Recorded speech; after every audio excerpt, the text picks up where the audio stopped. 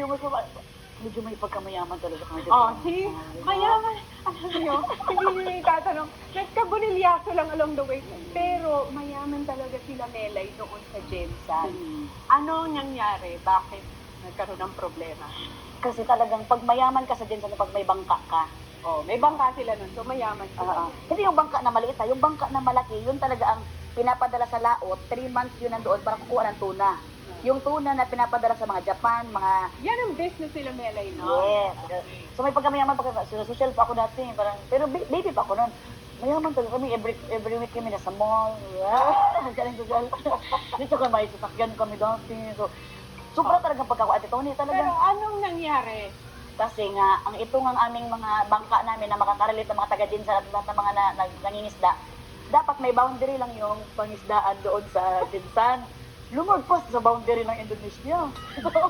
Totoo yan ha, huwag kayo, ano yung totoo yan, makirelate sa kayo mga taga-dinsan. Pag lagpas, kunting boundary lang, lagpas yung boundary kasi doon pumunta, doon nag-swim ang tuna. Pagkuha ng swim ng tuna doon, lumagpas man, pinirata agad ng mga taga-Indonesia. Tapos? Inuli agad sila, dinala sa Indonesia. Ang tatay ko ang parang head. Nasa dito sa Jensan noon. Ang hinuli yung bangka nyo. Hinuli ang yung mga tauhan niya, mga 10 yun. Pagdating doon, sinira ang bangka namin. Naghabi ang tawa, di ba nakakatawa, pero papa ko nag-stress nung time na yun. Sinira yung bangka na pinaghirapan niya, $500,000 ang binayad nila doon eh. In-invest na lang yung pagkasira sa bangka, ang mga tauhan kinulong. Lalagpas ka lang sa boundary, kinulong ka na. So ngayon, may nangyari dito, ang pamilya pumunta lang sa bahay namin.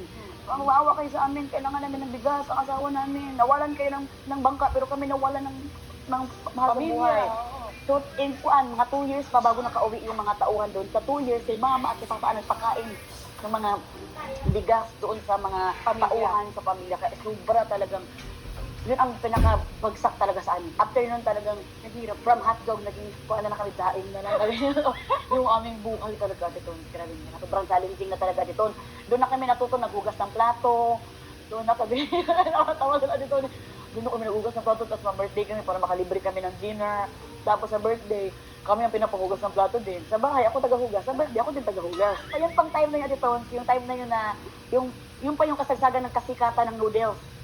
Na talagang babasahin mo pa yung likod ng noodles. Pero paano ito lulutuin? 3 minutes pa pakuluan? Tapos may mga ganun, parang wala na lang yung noodles sa atin eh. Yung kasagsagan yung time na yun.